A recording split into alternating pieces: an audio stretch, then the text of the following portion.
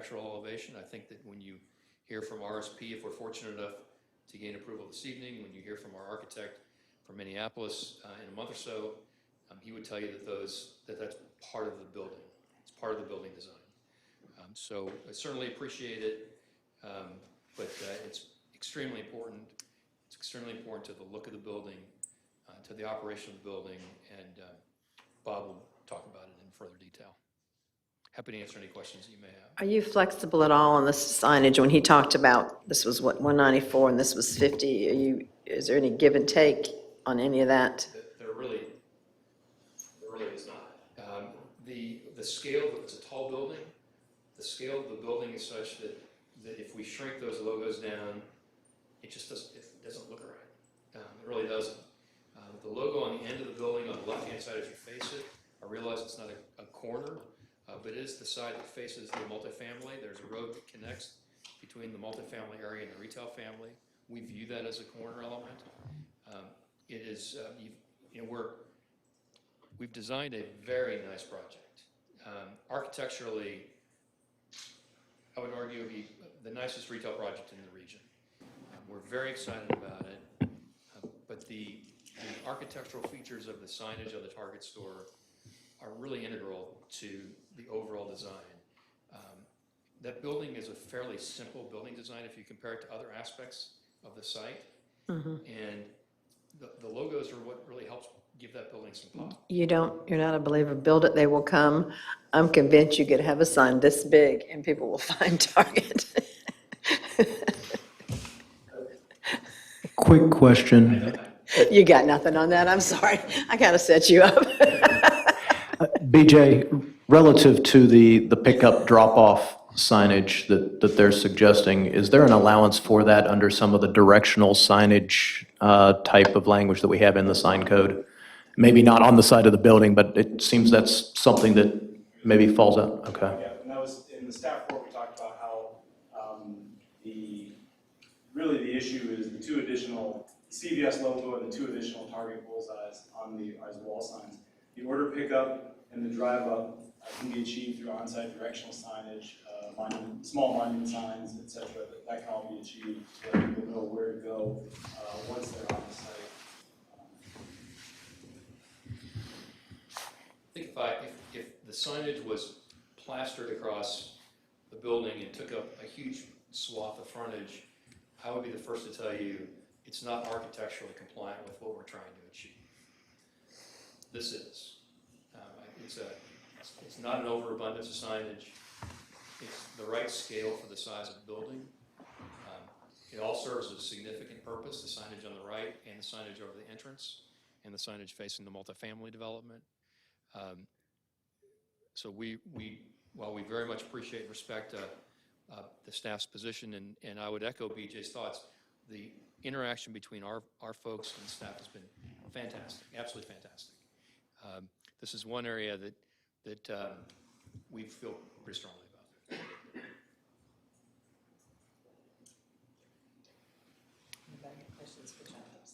Questions for John?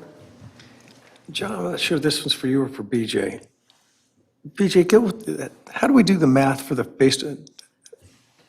size of the sign allocation per building is based on what?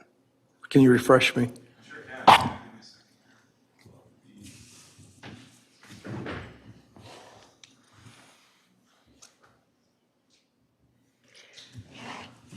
While there's a lull, I do think it's wonderful how the great exchange that you all have had with our staff. We really do appreciate the interchange between both, and I think as a result, we're going to have the best product that we can have. So I appreciate your willingness and the staff's willingness to come together. I know you're all going to miss each other at some point. Go through withdrawals. I know, but it's nice when the applicant and the town work hand in hand and come up with what is the best thing for our community. So we do appreciate your flexibility and your willingness to keep coming here, and I don't think pestering is probably, it's all good. Thank you. And when both entities understand what it is that their brand contributes, that wonderful conversation is, yeah, thank you. And I appreciate the fact you realize that we are a unique place and that that's what brought you here and that's what we need to maintain. So, did you figure out? Yeah, Yes. so, Mike, under UDO 4.6.13, subject development would be a shopping center, therefore all the shopping center signs. One wall sign per separate business establishment is permitted. A second wall sign may be established if the business establishment has frontage on more than one street, or if the business establishment's parking is not located between the establishment and the street. Allowable wall sign area is determined as follows. Establishments with a building frontage of 50 feet or less, that's not the case, so I'll dispense with the rest of that one. Number two, establishments with a building frontage greater than 50 feet shall have a maximum wall sign area of 1 square foot of sign area for each 1 foot of building frontage, or 200 square feet of sign area, whichever is less. So they have a maximum of 200 square feet for signage under the shopping center 4.6.13. So what is their frontage? 404 feet. So if this were a normal 20-foot, like a normal shopping center, based on the code. No, based on the code, it would be restricted to 200 feet. You can go 1 to 1. Okay, anywhere else, I think is where you're going. Under the project, if it were just retail shops, we would be allotted 700 square feet of signage under the code. But because it's bigger than 50 feet, that's where the code comes in that BJ is referring to. Well, if it was, I should probably defer to Bob, because. okay. Well,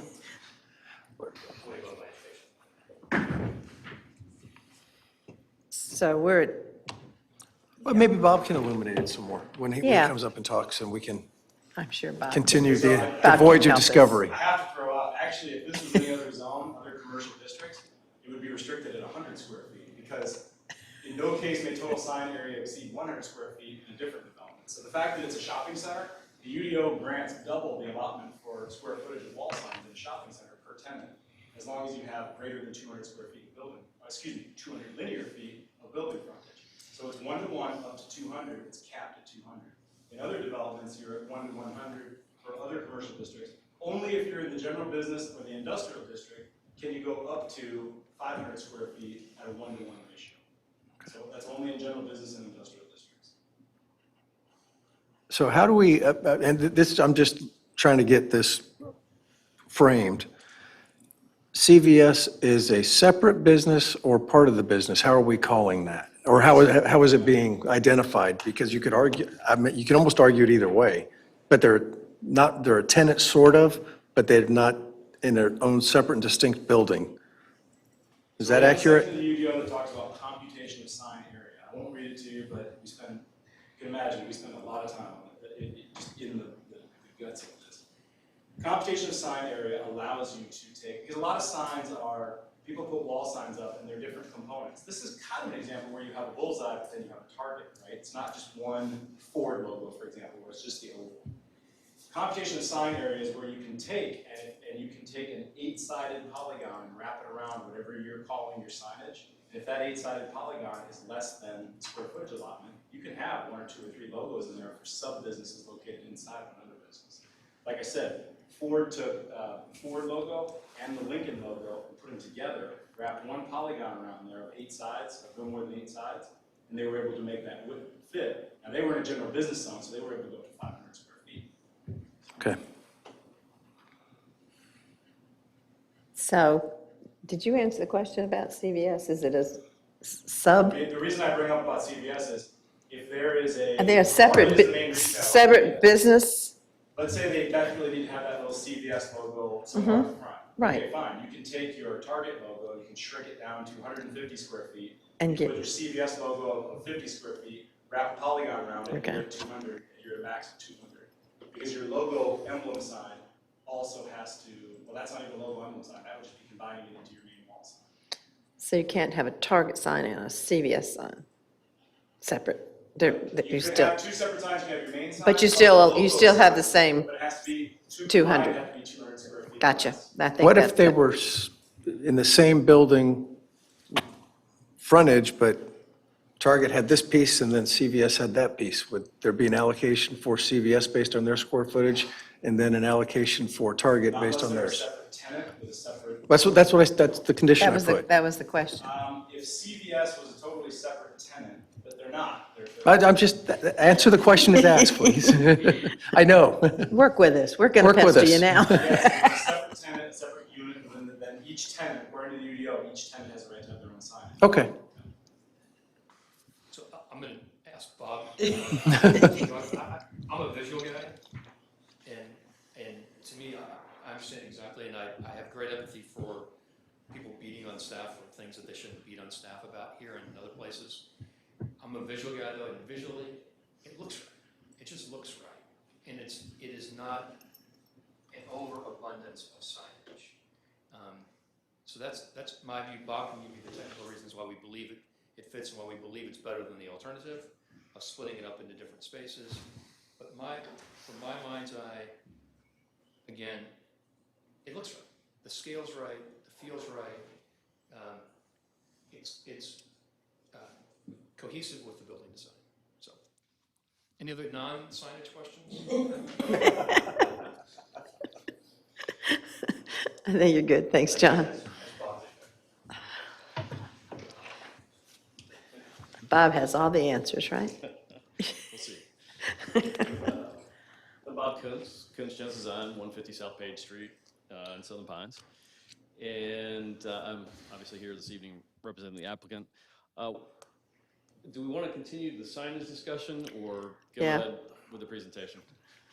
We might as well since we're Signs. on it. I don't need to see exactly where the CVS will go. Okay. What do you want to do? You want to go somewhere in your PowerPoint? Yeah, go ahead in my PowerPoint down to the slide. That one right there. I think it's 21. Yeah. I'm going to come over and point a little bit. So, as John mentioned, the frontage for Target across the entire area is 404 linear feet. So if this were in another shopping center, let's say another shopping center, let's say if you go to Lowe's Foods and the small shops that are 20 feet there, each of those shops, the way the sign ordinance actually works is, so any building from 1 to 35 square feet or linear feet wide gets up to 35 square feet for a sign. So if it's 20 feet, it gets 35 feet. If it's 25 feet, it gets 35 feet. If it's 35 feet, it gets 35 feet. Above 35 feet, the sign can be the size and square footage of the linear feet. So if it's 40 linear feet, the sign can be 40 linear feet. When you get over 200, that's where the cap comes in. So that gets to, so any building at 200 feet, it's permitted 200 feet, 200 square feet. Above 200, all the way up to 404, it's only permitted 200 square feet of signage across the front. So that's kind of how the sign ordinance works within shopping centers, as BJ mentioned. So if you made an assumption that, like the Lowe's Food Center, you have 20-foot wide bays, and you broke this building into 20-foot wide bays, there would be 20 different stores within that 404 feet. And that's the number that John was talking about. That would allow for each of those 20-foot bays to have 35 square feet of signage permitted, which would total 700 square feet max. So it would be a total of 700 square feet.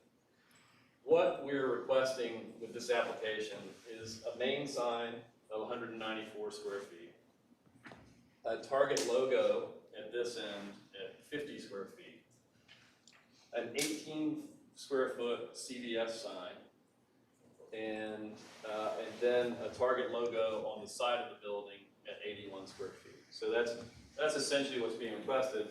That totals up, and to Reagan's point and BJ earlier, the drive up and the order pickup, those are exempt really from the overall calculation. So it's a total of 346 square feet that we're requesting across the building. It's about 2%, a little like 2.5% of the building frontage would be signage. So that's a reduction, a significant reduction. It's roughly half of what would be permitted if this were 20-foot wide shops across. So it's a significant reduction in the amount of signage across. In addition, as John mentioned earlier, Target's design of the building really looks at, they really call out, and it becomes an architectural feature of a building. So you see here where the red part of the building, it has the Target logo.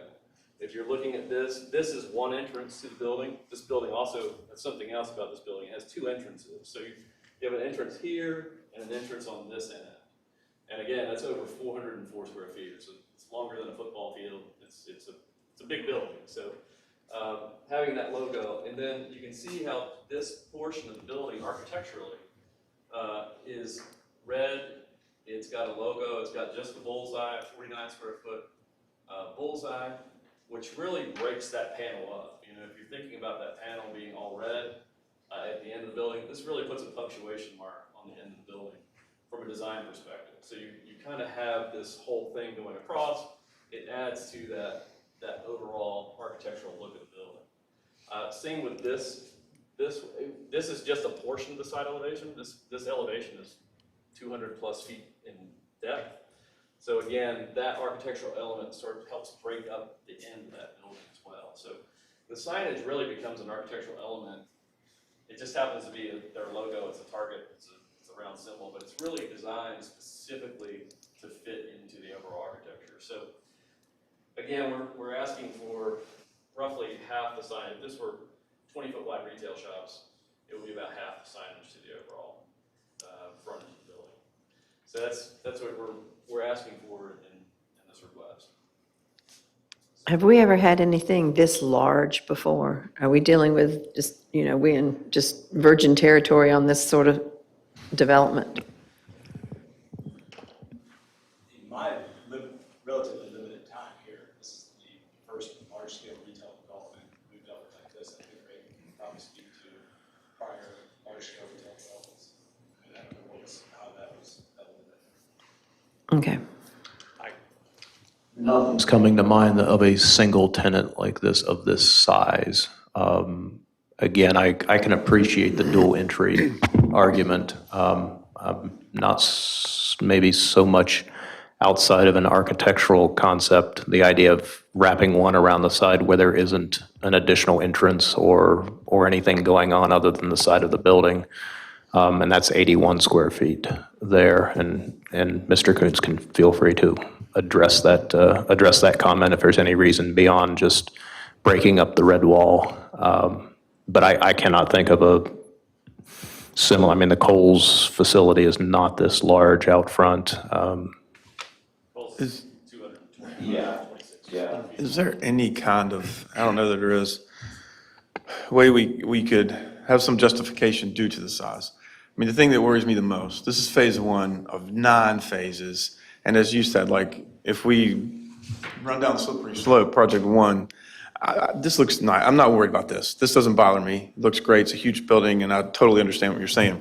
But if we lay the groundwork for every project for the next 15 years of doing signage, it's not going to be a 400-foot building. It might be like this one went over about 200 feet. But, the next one might be like 210 feet, but I would want, like, that scares me a little bit. And so is there any way to build in grandiose of size? Should we grant? That's the reason for the question. If this is, Simply a matter of addressing your sign code, which has about 101 other reasons to address it besides something like this.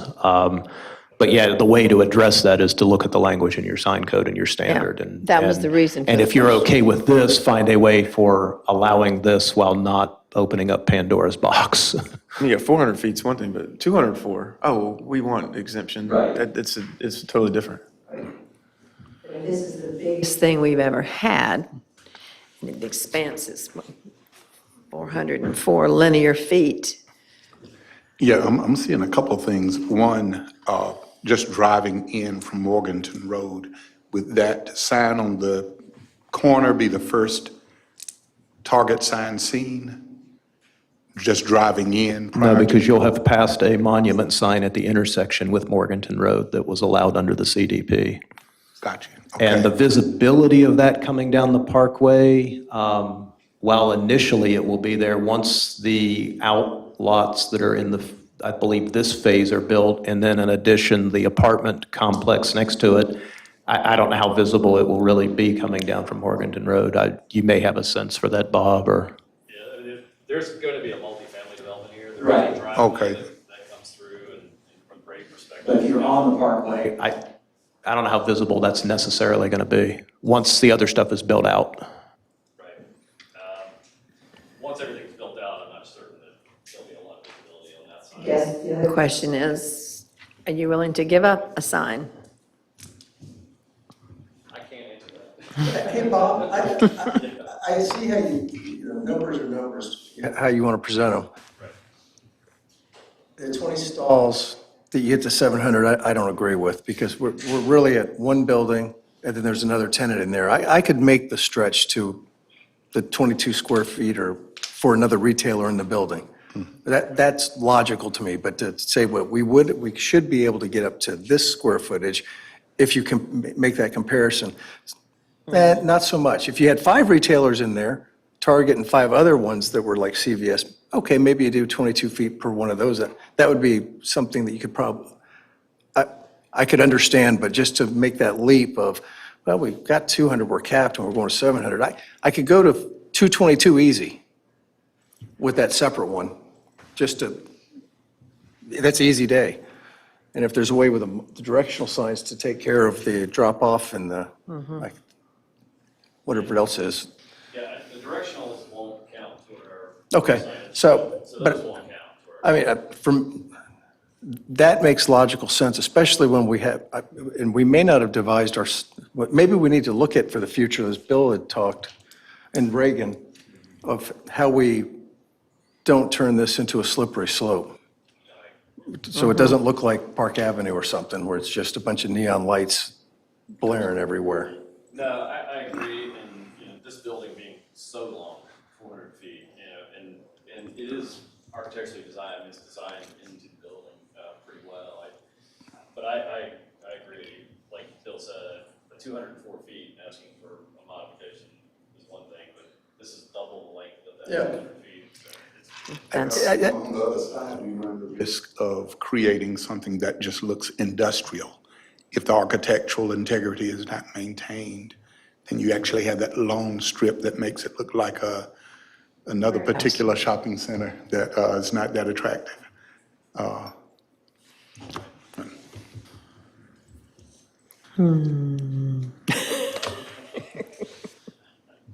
yes. I'm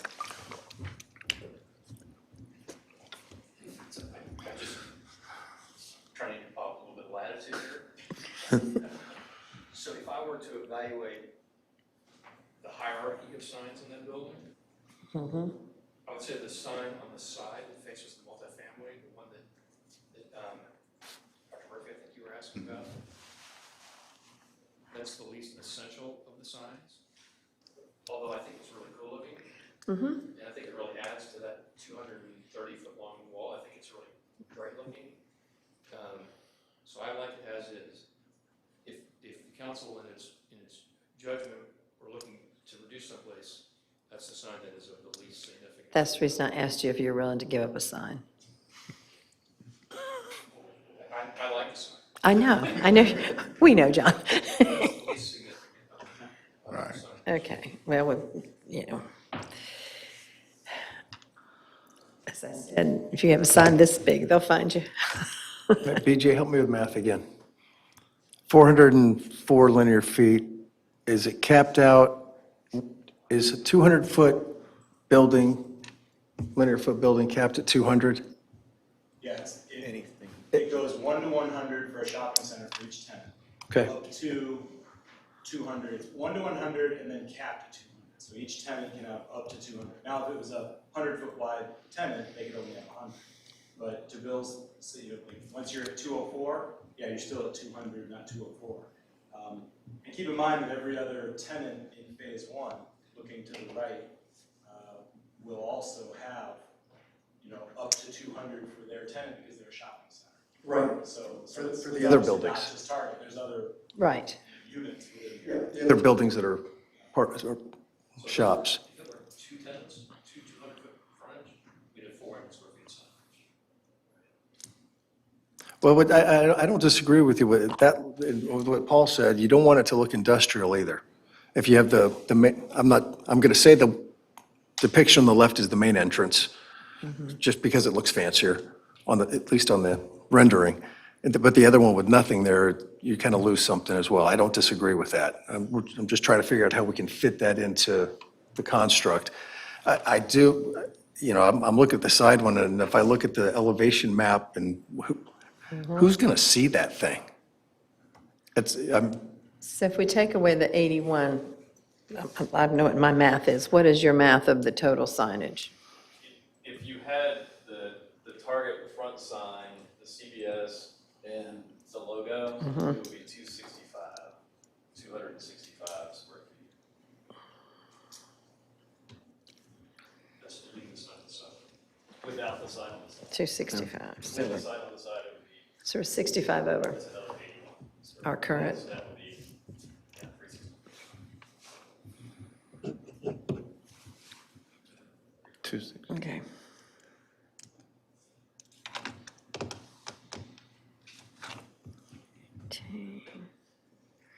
I agree with John, this really helps break up that elevation. At the end of the day, it helps break it up.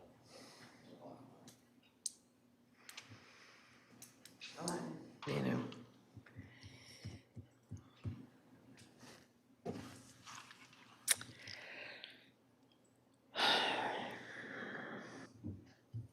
This is a fun job. I don't know what anybody.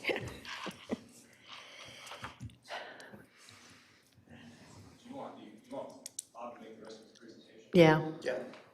Oh, that's right. So we got so stuck on that. There, yeah. BJ covered everything, so. So we're done? He did do a good job this time and the time before that, the time, no. I do have some pretty pictures, so. Yeah. We'll walk through those. As BJ mentioned, the location of the property, phase one is outlined there in the red dashed line and does include the parkway all the way to Morganton Road. Talked about the location and the site context. You can see the red area, we're following the retail section of the land use plan and following the standards of the CDP. And the phasing plan, again, this is phase one, and phase one includes the parkway all the way from 15501 to Morganton Road. This is a look at the site plan. I'm actually going to walk up.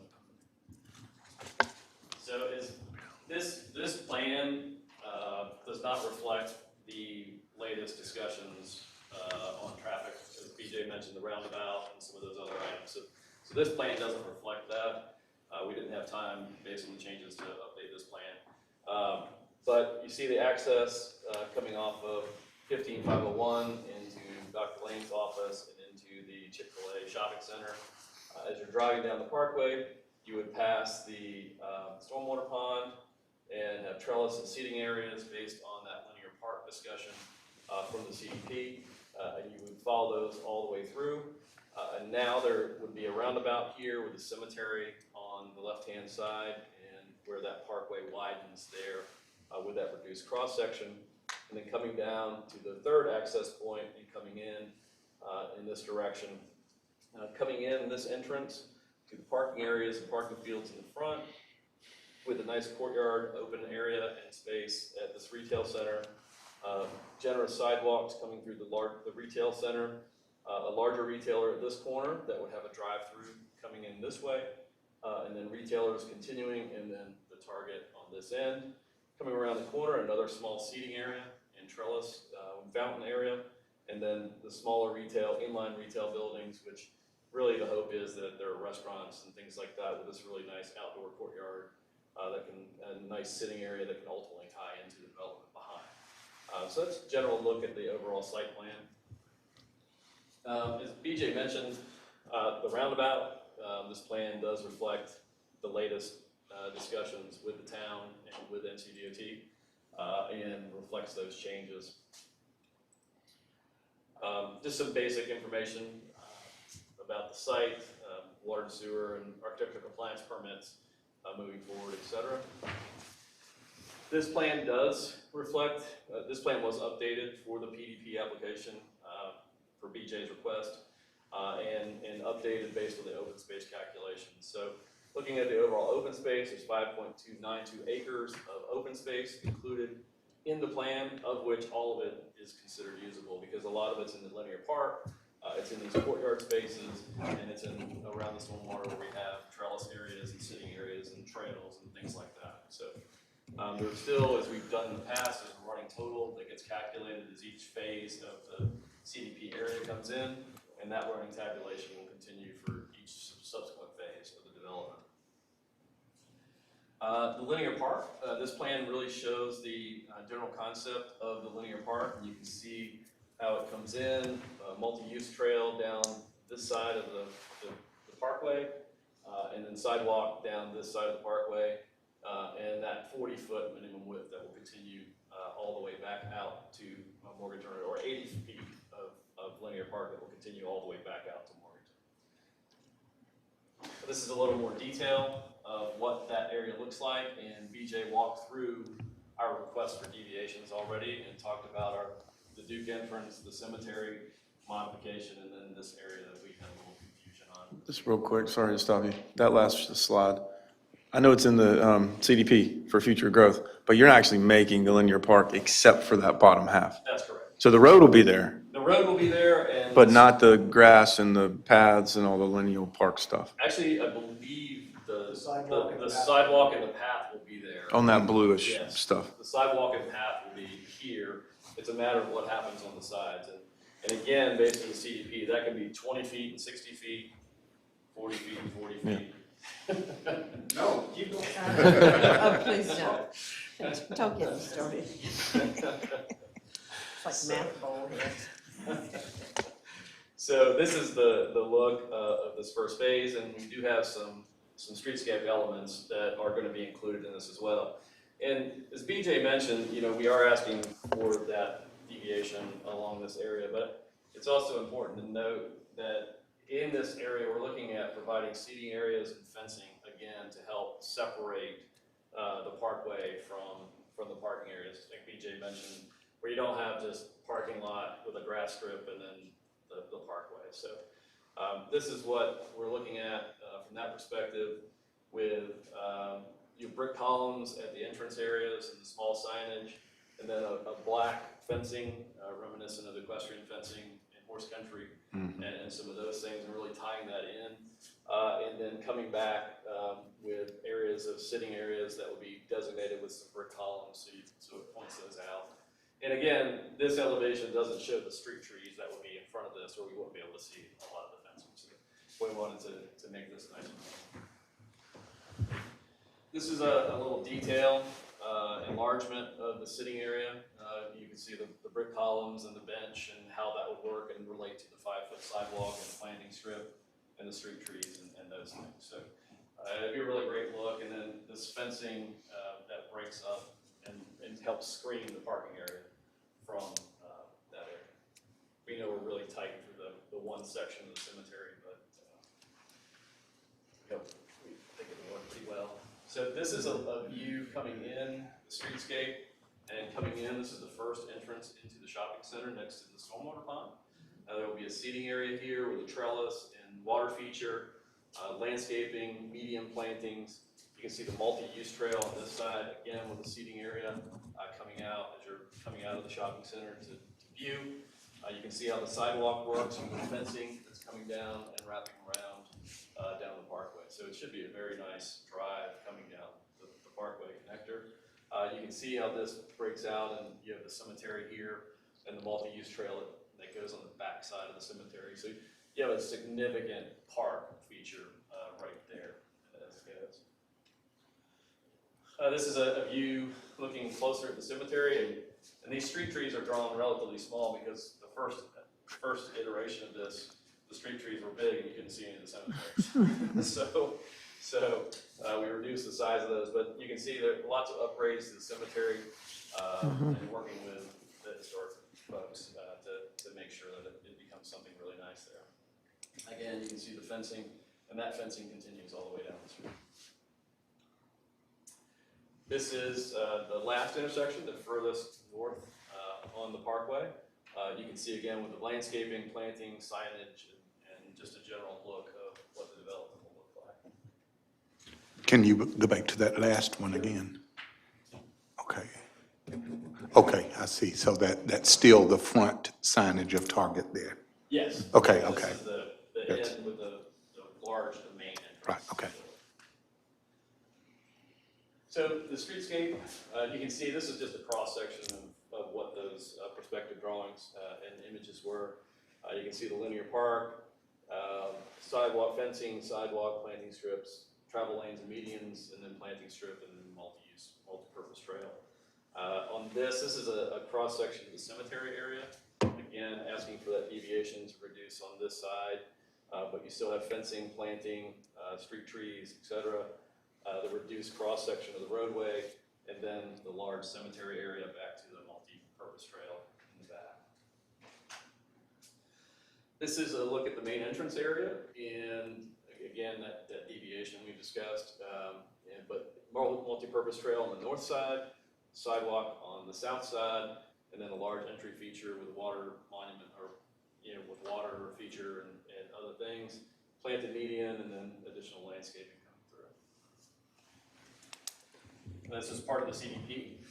PJ showed this earlier, but this signage is part of the CDP, and this is the Morganton 15501 sign. These are the small signs at the entrances, and then this is the sign that would be on Morganton Road. Talk about signage. Click, click, click, click. And we just wanted to, I think you saw most of these images last time, but just wanted to show these again since it's been a month or so. Looking at this, and this is sort of a walk down the drive and a walk down the shopping center. You see the outdoor area, seating area, dining area along the front. This is an enlargement of that area. I'm just going to run through these pretty quickly, but coming down, another larger tenant with the nice awnings coming in the upper terrace area. In the area with a larger streetscape, a little wider, the buildings kind of go in and out, a lot of articulation there in the architecture, lots of brick, very reminiscent of downtown Southern Pines. And you can see here another large tenant, and then you can see the Target on the opposite end there. This is the main entrance to Target. And then these are the small shops on the side, so the smaller tenant shops, and the courtyard in between, and the general look of the architecture there. That was one building, this is another building. Again, picking up lots of elements of downtown Southern Pines in the architecture. And the outdoor courtyard dining space in between those two buildings. And then looking at the courtyard and maybe a little bit of signs there and something to signify that area. That's what I have. All right, I have a question. It's not your rendering because it's brand new, but the circle, I thought BJ said I needed to ask. Is there a commitment that it's going to look nice and have median plantings? Is there a commitment to that? All right. Yes, and as BJ mentioned, it is a requirement for the medians to be planted and vegetated, so yes. All right. Love to be able to put a big sign there. Yeah, you do that. You do that, Bob. And Bob, I really like your tie into the equestrian community. I think that is key. That really pulls in, and then the linkage to the historic part of Southern Pines, where it's modern, but it's the same, if you understand. It's just another element of Southern Pines, and I appreciate the fact that you all see who we are, and you brought that into your drawing, so I do appreciate that. And I think if we could get rid of one of your signs, we might be able to move forward. Application, you showed us a lot of buildings. We've only talked about one for sign deviation. So everything else we saw in here, it's just that big one that you're asking for the deviation for phase one. Okay. I also, and that parkway and the pedestrian access, the bike access, that is huge. It's almost like an internal greenway now. That somehow we're going to have to figure out how we link this, because as this thing goes to fruition, the walkability pedestrian access for the West Southern Pines neighborhood, it's going to fix some shortfalls that we all know exist in that neighborhood. But that's 7, 8, 9 kind of development. And I know they don't have to go in sequence, but, but you get the link down to the bottom, I think we're working on that already. I'm sure they are. I mean, those paths will go in as part of the Parkway development, regardless of 7, 8, 9. So that will get you all the way up to the intersection with Morganton Road. And then, of course, along Morganton Road on the north side, that multi-use path is now all the way from Henley on down to Tanglewood. That is completely installed now. And then we also installed sidewalk from Tanglewood up to where the path or sidewalk already existed in front of the little Mexican restaurant that's there. So there's now pedestrian capabilities on both sides of Morganton Road, all the way down to there. There's still the section in front of Belk Plaza that's got to get figured out. But at least relative to this tying into Morganton Road, there's an awful lot there, and that will provide connection then all the way down to 15501. Yeah, I agree. I think it's going to, especially what we're looking at Morganton Road, it all seems to, the synergy's there. It gels well. All right. Anybody have any more questions? I just want to talk about that, I want to talk about traffic. We happen to have a traffic engineer right there. You're up now.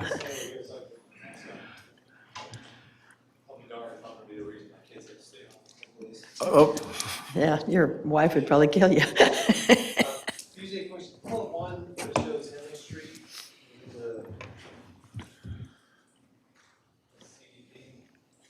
Do you have, I don't have one for just, I mean, the CDP document.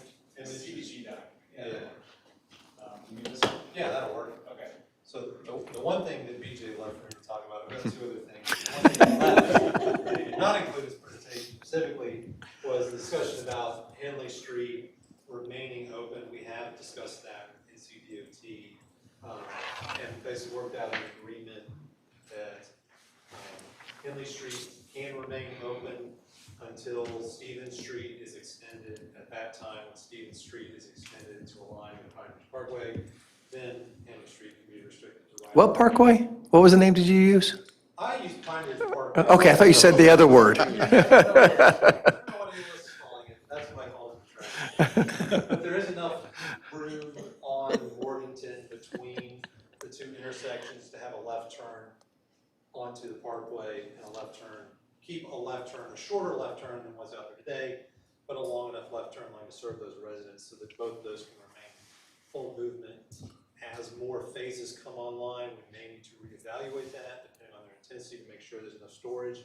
We're still in discussions with NCDOT about whether those are two separated left turn lanes with a median or whether we do a two-way left turn lane with just striping, so that there can be overlap, or be working that out with NCDOT as we go through site plan and the roadway designs for that. But we are all in agreement with that, that Henley Street can remain in full movement until Stevens Street gets extended. One of the other things I wanted to hit was the question about Old Morganton Road and the potential need for a roundabout there, as Reagan was alluding to. It's really just going to depend a lot on what development happens in here. In the traffic study, we made an assumption about what could go in here, but it's just a total shot in the dark. The only thing I know is that I'm going to be wrong in what I assume. It's going to be something else. But BJ, you can zoom out a little bit. You know, phases. Yeah, this works. So as opposed to the current shopping center, which has no other way but the Parkway, phases 3, 4, and 7 also will have access to Old Morganton and get out to the signal at Morganton and Brucewood and won't have to go through this intersection.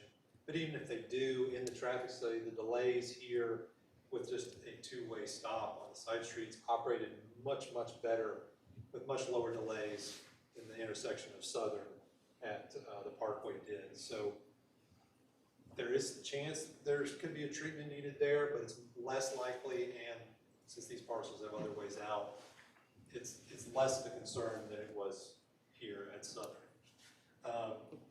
And then the other question, somebody asked about the roundabout will leaving the adjacent intersections, and it absolutely will do that.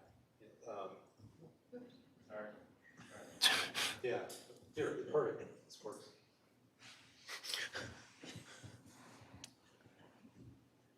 Appreciate it. You actually stood out a little bit. That works, that's great.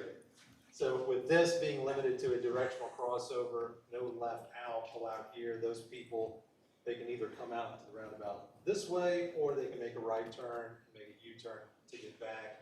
Similarly, this intersection, if delays do get long here, people will have the option to use the roundabout instead. Same thing here, somebody waiting to make this southbound left out of whatever happens over here, they can instead, let's say, I've waited too long to make the left, I'll make a right, go through the roundabout and come back. So it absolutely does help relieve traffic there in the long term, provide a relief valve. And this roundabout is expected to operate at level service A, even at full build out of the CDP, so lots of capacity. It should operate very well for a long time. Does it increase the level of service at the out intersections? It does. Certainly this one, because we're restricting the left out, everybody makes the right. It's much shorter delay, so it's a better level of service. In our analysis, we didn't divert any traffic from this to the roundabout, but if it does, then yes, the delay here would be reduced. The level of service will improve. So it has the potential to do that. I kind of think that the traffic circle is a nice connection because it's not like we don't have traffic circles and people, they're beginning to understand how to do them. It's taken us a little We while. just need to teach them in driver's ed, and that'll probably help a lot. You don't go through them, you go around them. But yeah, I like the traffic circle and I agree with Bill, it needs to be really pretty. We actually encourage a vertical element in the center of the roundabout so that as people are approaching it, they know there's something coming. It's just kind of visual cue to slow down before they go around the roundabout. Hence the deflections. When people pointed straight in the middle, see an obstacle in their path. So what is the worst level of service? Are we going to see any degradation at any of the intersections for phase one? No, all of these intersections are expected to operate with short delays. At build out of this, it's only when the rest of it comes along that delays here could get long on the side streets. But again, it depends on what the rest of this development looks like. Right, yeah, understood. Then we'll address those in each PDP as it comes in.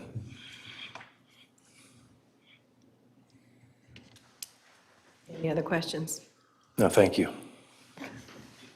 You're talking to me? Talking to him. Anyone have any questions for Travis? You good?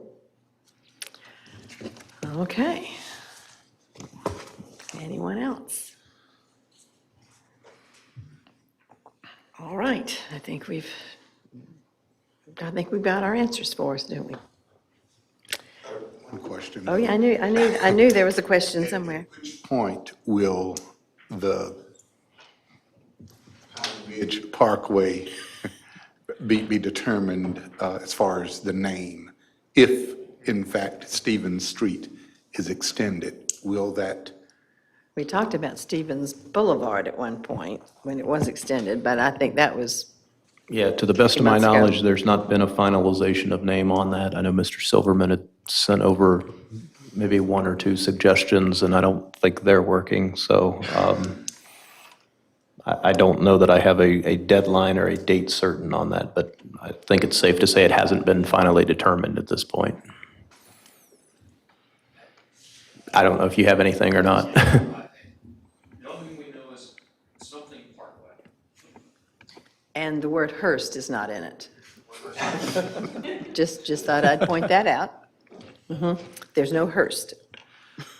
I want to verify just for the record that Mr. Kuntz's presentation was entered as an exhibit also. What letter are we on now? E. E, thank you. Okay, we do appreciate this, the write-up. I sure will make Mr. Motion Maker happy. I think I can, I'm gonna only speak for myself. I'll let the others speak. Because of the size and the magnitude and the architectural design of this, I have no problems with eliminating the 81-foot sign, but leaving all the others. I know that's a deviation, and we'll have to address that, but I don't have a problem with that at all. I could go easily to 265 feet on the front, I think, yeah. from 200 to 265. Doesn't sound like a lot, but it's a lot for us. Well, and it's a lot, for excuse me, for them too, because Yep. it gets the pieces of the puzzle that they wanted. And BJ said it so well, I'm not going to try to paraphrase him. When he did the position of the town, it really eloquently stated, BJ. I would only be in favor of that, because we're talking about a 400-foot building. I mean, we're not talking about 210, 310, I mean, it's 400. I mean, That's the reason, With two significant entrances. Cannot establish an assumption that this is always going to be the case, and this may be the only 400-foot building in there. That's why I didn't know if there's any way to build into the code, a 300 or a 350-foot trigger to where you get a little bit more. And if we can do that, that would hopefully alleviate this in Yeah, the future, that- because this is just so much bigger than the other one. Had. That if we could build like a 75% trigger, which probably no other building may even hit that, it may help when we're talking about 65 more feet, because it's so big. But that's Yeah. for future discussion. that's the reason I asked if we've never had anything this big before, so I think the rules sort of are a little bit different. Are we all good with 265? I guess, here's another question. Is it still going to look like that? Like, if we say 265, is there going to be another reconfiguration? Or is this like, if it's 265, it's that? And it's not going to be like, oh, we have 65 more, and we're going to like make it look like this, But something they you haven't don't seen? have, There may in fact be an immediate answer to that question. My understanding is you've now applied for architectural review next month, and I know this was referred to as an architectural element. Were those signs included in that packet as part of the architecture? Yes, they were part of the elevations. Okay.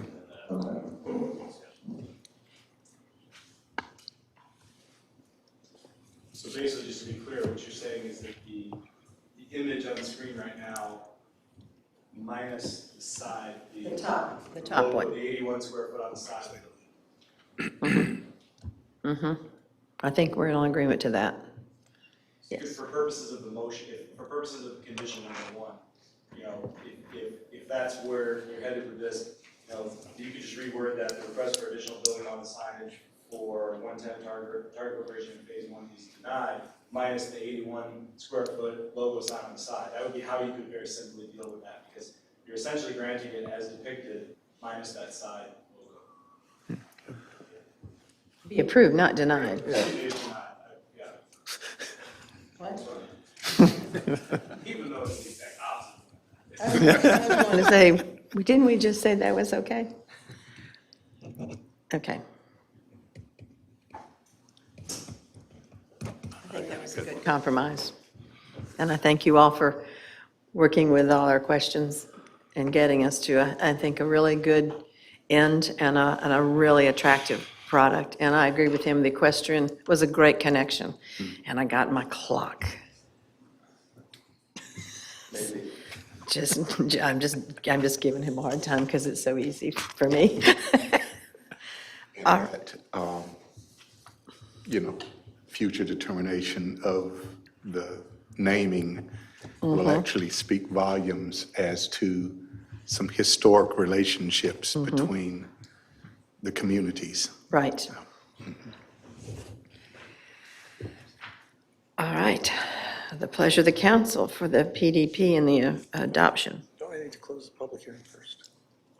I was going to close it here, but no. Close. I move to close the public hearing. Aye. Aye.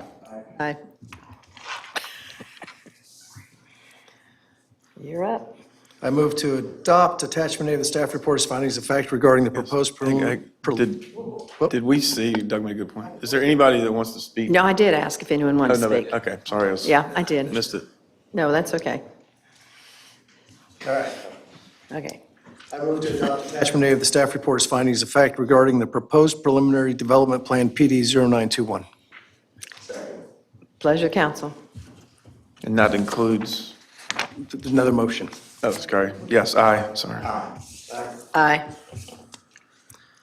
I move to approve preliminary development plan for PD 0921 with the following additional conditions. BJ, I'm going to only read number one. We're going to accept the conditions as presented by the staff with the exception of number one, and that'll be revised to that the request for additional building mounted signage for one tenant Target Corporation in Phase 1 is approved, minus the 81-foot side not to exceed 265 square feet on the frontage of the building. Second. Pleasure of the council. Aye. Aye. Aye.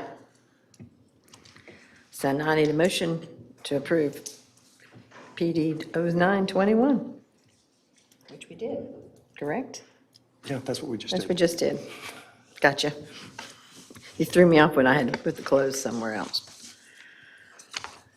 I thank you all for all your hard work, and we look forward to seeing you again, I'm sure, soon. Thank you. You're welcome to stay. Balancing tonight with our 11:58 meeting last time. Thank you, everybody. Thank you. Okay, let me get back to the.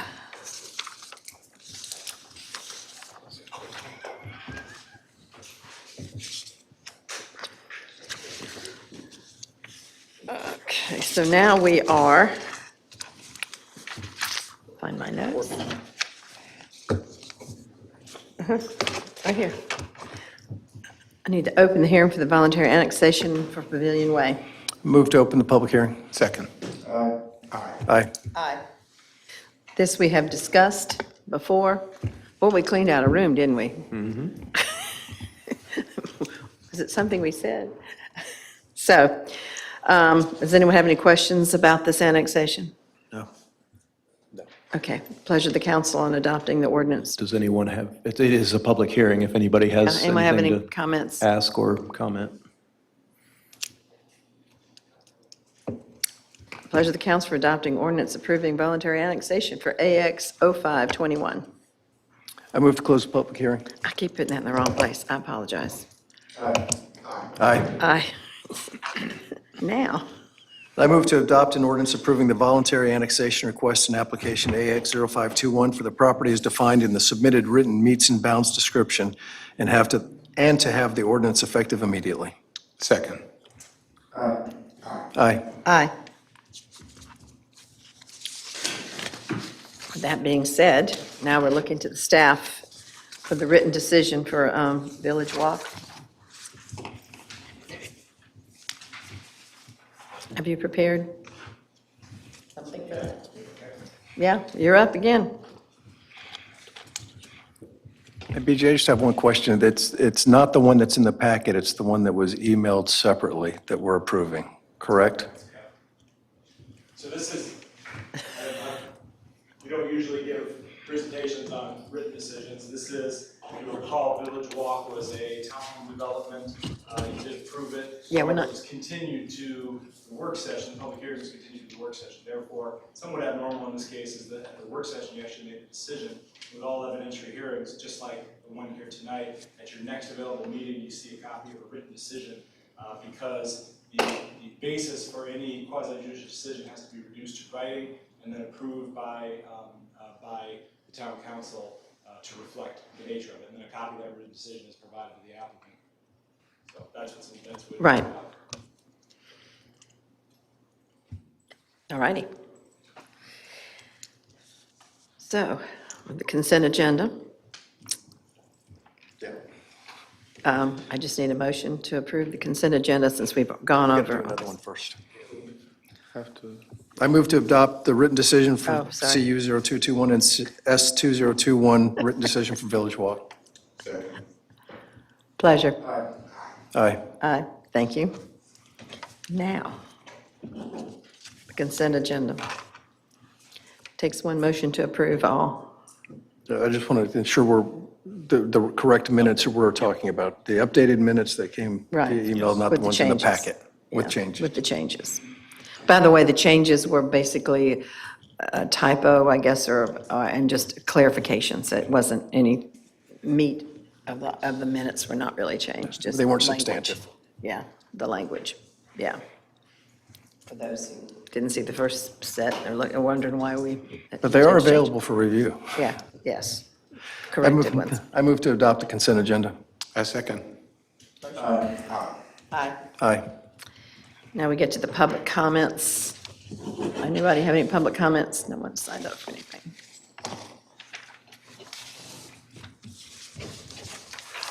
I think Chris wants to. Evening. I can't hear myself, so I know this isn't on. Chris Smithson, 920 North Sailor Street, Southern Pines. A few things to address. First, I appreciate all your thoughtfulness and your comments during the previous hearing about signage. It was very nuanced, and appreciate your understanding and interest in adhering to the letter and or intent of our sign ordinance. Last time I was here, I was on the council.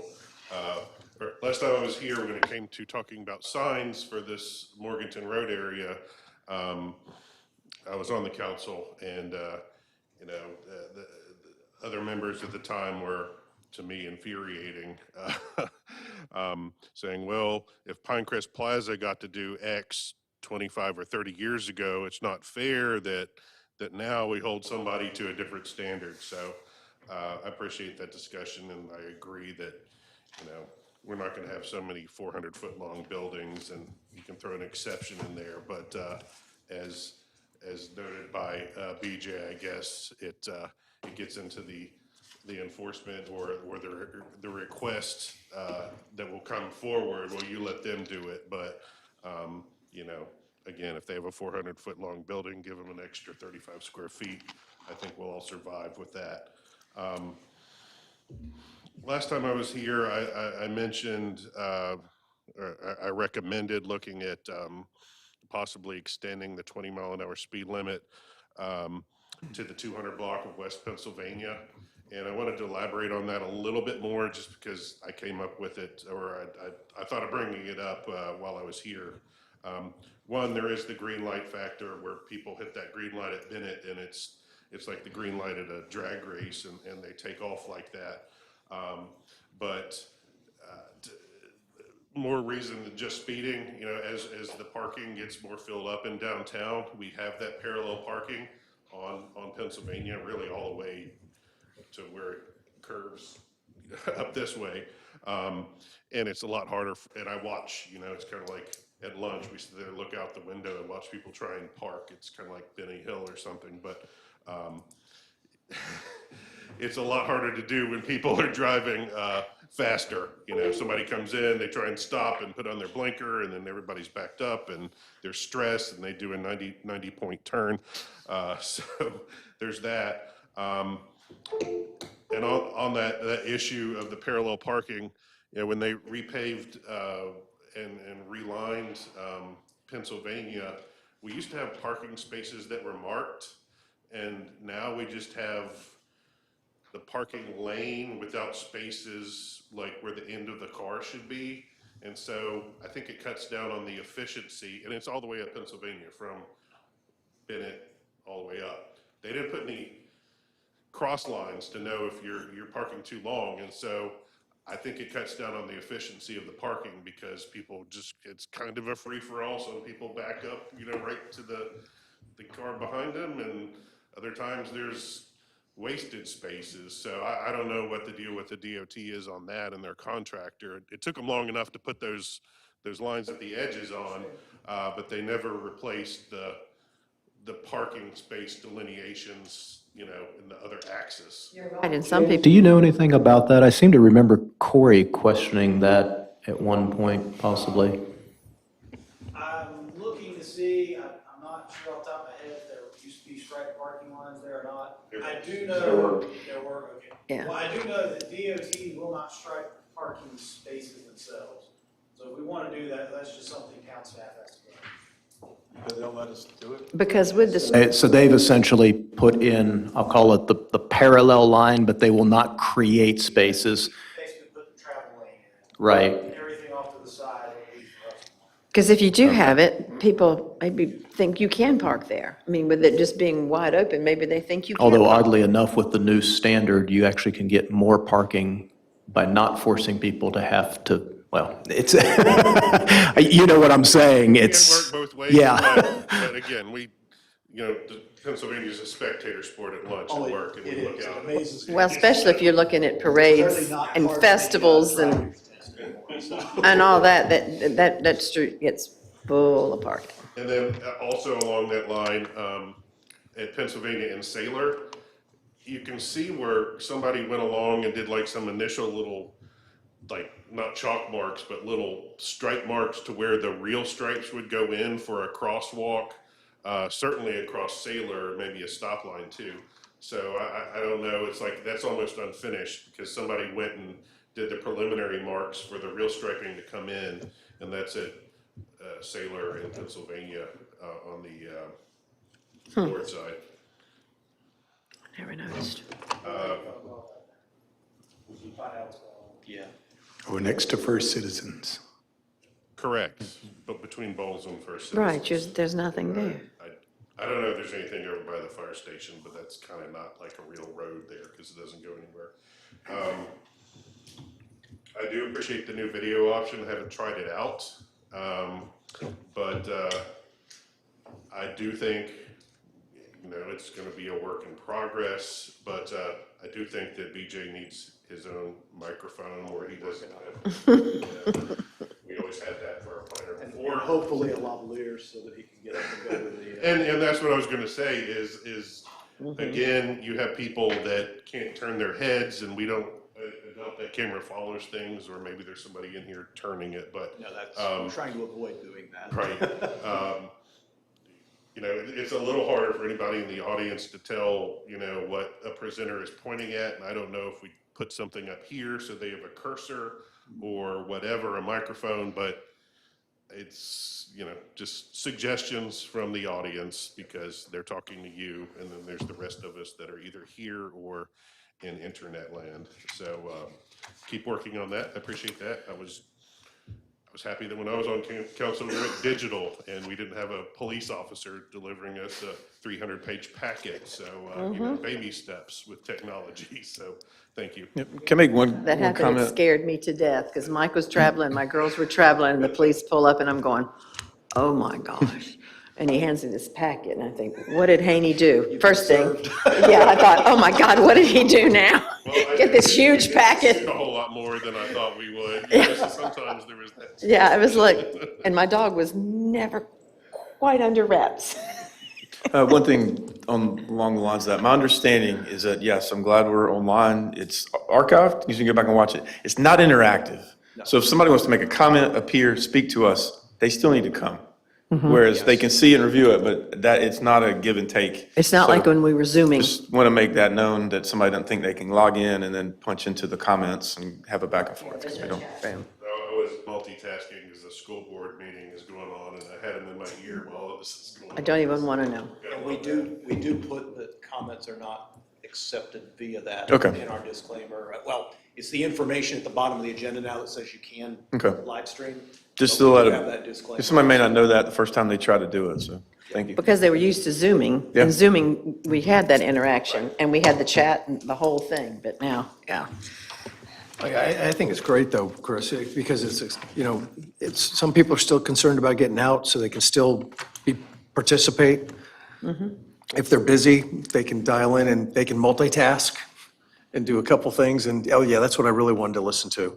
And then come back in when they, When it at an gets to opportune what? time for them. Yeah, because usually once your situation's done, you leave. Exhibit A, B, C, D, E. Anybody else? All right, Mr. Adjourner. I move to adjourn. Aye. Aye. Aye. Thank you.